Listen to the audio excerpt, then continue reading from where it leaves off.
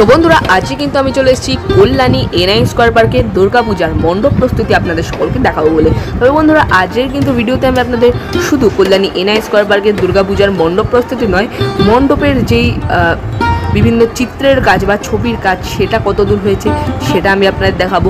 তার সঙ্গে কিন্তু বন্ধুরা মণ্ডপের অভ্যন্তরের দৃশ্য মানে মণ্ডপের ভেতরটা কীরকম তৈরি করা হচ্ছে সেটাও কিন্তু বন্ধুরা আমি আপনাদের দেখাবো, এবং মণ্ডপে কীরকম আপনার লাইটিং দেখতে পারবেন, মণ্ডপের উচ্চতা, মণ্ডপ সংক্রান্ত বিভিন্ন জিনিস কিন্তু বন্ধুরা আমরা কল্যাণী এনআই স্কয়ার পার্কের দুর্গাপূজা কমিটির এক সদস্যকে জিজ্ঞেস করেছি, সেটাও কিন্তু বন্ধুরা আমি আপনাদের দেখাবো। মণ্ডপের উচ্চতা হচ্ছে 110 এবং তার সঙ্গে বন্ধুরা আপনারা এখানে কিভাবে আসবেন ইত্যাদি সমস্ত কিছুই কিন্তু বন্ধুরা আজকের ভিডিওতে আমি আপনাদের জানাবো। সো বন্ধুরা চলুন বেশি দেরি না করে এই ভিডিওটা শুরু করে নেওয়া যাক। সো হ্যালো ভিউয়ার্স, বন্ধুরা আমি সৌভিক চলেছি কিন্তু আজকে একটা নতুন ব্লগ নিয়ে। সো বন্ধুরা আজকে কিন্তু আমি আপনাদেরকে কল্যাণী এনআই স্কয়ার পার্কের দুর্গাপূজার মণ্ডপ প্রস্তুতিটা দেখাবো। ইতিমধ্যে দেখুন মণ্ডপের বাইরে কিন্তু আমি রয়েছি, আর দেখুন মণ্ডপের কাজ কত দূর এগিয়েছে।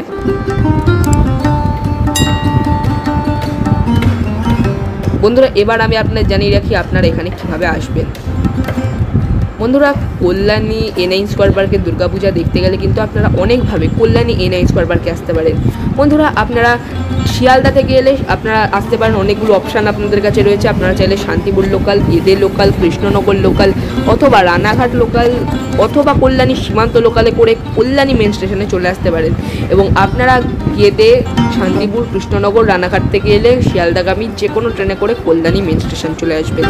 কল্যাণী মেন স্টেশনে আসার পর কিন্তু বন্ধুরা প্ল্যাটফর্ম থেকে বাইরে বেরিয়ে আসবেন। সেখান থেকে কিন্তু বন্ধুরা কোনো টোটো কিংবা অটো আপনাদের ধরতে লাগবে না, পায়ে হেঁটেই, হ্যাঁ বন্ধুরা ঠিক শুনেছেন, পায়ে হেঁটে 3 থেকে 4 মিনিট হেঁটেই কিন্তু আপনারা চলে যেতে পারবেন কল্যাণী এনআই স্কয়ার পার্কের দুর্গাপূজার মণ্ডপ দেখতে। দেখুন এই রাস্তা দিয়ে বাইরে বেরিয়ে আসবেন এবং বাইরে বেরিয়ে বাঁ দিকে 3 থেকে 4 মিনিট হাঁটলেই কিন্তু বন্ধুরা আপনার চলে যেতে পারবেন কল্যাণী এনআই স্কয়ার পার্কের দুর্গাপূজা মণ্ডপে। হ্যাঁ, আর বন্ধুরা রাস্তায় কিন্তু লাইটিং থাকবেই, সেই লাইটিং দেখতে দেখতে আপনার চলে আসতে পারবেন। এবার দেখুন বন্ধুরা কল্যাণী এনআই স্কয়ার পার্কের এই বছরের দুর্গাপূজার মণ্ডপ কত দূর এগিয়েছে।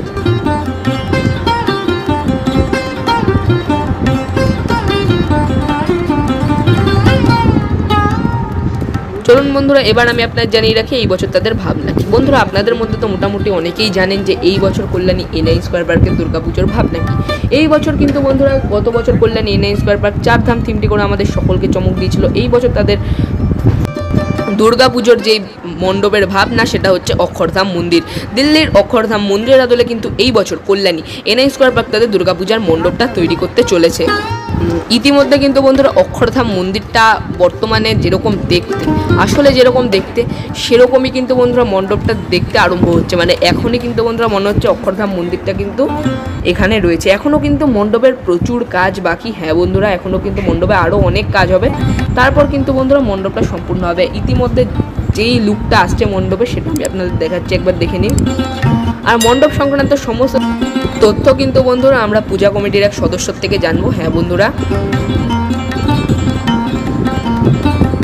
আপনারা প্রথমে প্রস্তুতিটা দেখে নিন মণ্ডপের, তারপর কিন্তু বন্ধুরা আমরা জানবো।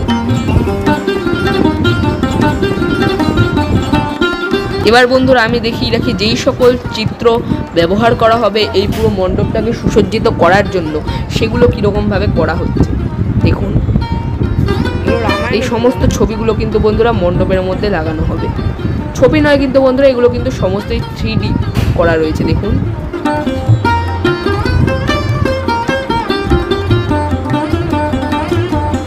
এগুলো কিন্তু বন্ধুরা এরপরেও রং হবে, যেটা আমি জানতে পারলাম পূজা কমিটির সদস্যদের থেকে। দেখুন রামায়ণের বিভিন্ন ঘটনা কিন্তু এই ছবিগুলোর মাধ্যমে দেখানো হয়েছে। এখন কিন্তু বন্ধুরা আপনারা যেটা দেখছেন এটা কিন্তু বন্ধুরা মণ্ডপের অভ্যন্তরের দৃশ্য। মণ্ডপের ভেতরটা কিন্তু বন্ধুরা সত্যি দেখার মতো, খুব সুন্দর কারুকার্য কিন্তু বন্ধুরা মণ্ডপের ভেতরে আপনারা এলে দেখতে পারবেন। মণ্ডপের ভেতরটা টোটালটাই প্লাই দিয়ে তৈরি, প্লাইয়ের উপর কিন্তু বিভিন্ন ফোমের কাজ রয়েছে, আরও বিভিন্ন জিনিসের কাজ কিন্তু ভেতরে করা হচ্ছে। লাইট কিন্তু বন্ধুরা মণ্ডপের ভেতরে জ্বলছে না, যার জন্য কিন্তু ছবিটা অতটা ভালো ওঠেনি।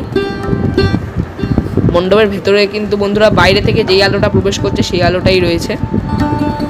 সত্যি বন্ধুরা মণ্ডপের ভেতরটা কিন্তু খুব সুন্দর করে তারা তৈরি করেছে। খুব সুন্দর চোখ ধাঁধানো কাজ কিন্তু মণ্ডপের ভেতরেও রয়েছে।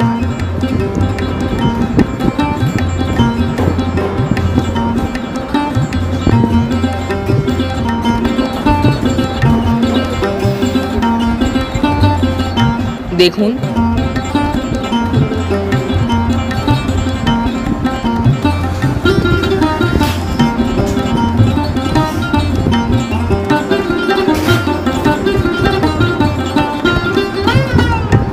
সত্যি মণ্ডপের ভেতরে কিন্তু খুব ভালো কাজ করা হয়েছে।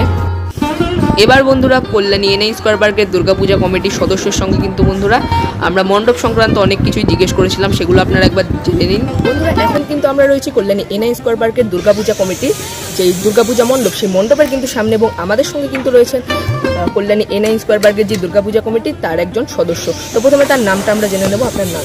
আমার নাম হচ্ছে বাবলা ঘোষ। আচ্ছা, প্রথমে যে আমার যে প্রশ্ন, সেই প্রশ্নটা হচ্ছে মোটামুটি আমরা তো সকলেই জানি যে এই বছর অক্ষরধামের আদলে কিন্তু কল্যাণী এনআই স্কয়ার পার্কের দুর্গাপূজার মণ্ডপটা তৈরি হতে চলেছে।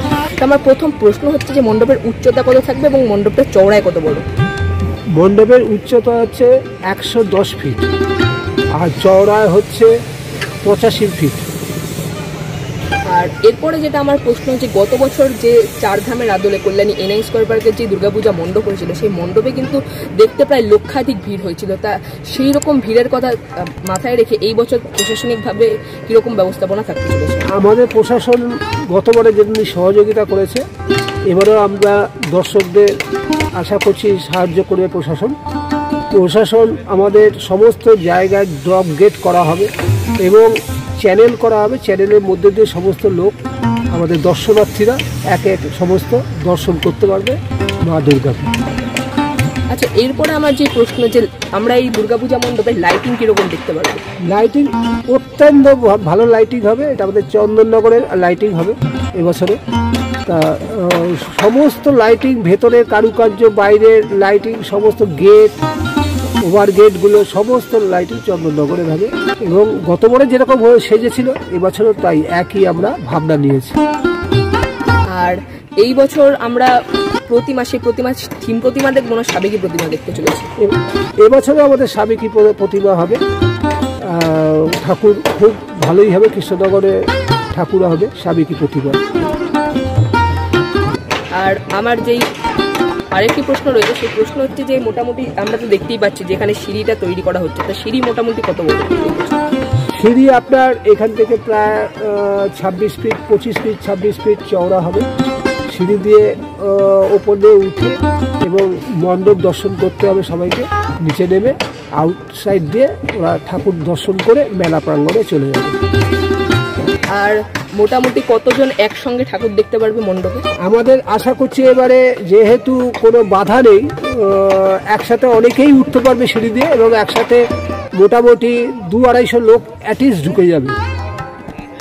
আর তারপরে আমার যে প্রশ্ন, যে প্রত্যেক বছরে আপনাদের যে রাস্তার মধ্যে যে কল্যাণী এনআই স্কয়ার পার্কের আলোকসজ্জা, সেটা তো দেখার মতো হয়। এই বছর কিরকম আলোকসজ্জা আমরা দেখতে পাবো? আমাদের আলোকসজ্জা গতবারে যা হয়েছিল এবারে সেই আলোকসজ্জা হবে চন্দননগরে। অসংখ্য ধন্যবাদ আপনাকে ইন্টারভিউটা জয়েন করার জন্য। আপনাদেরও ধন্যবাদ।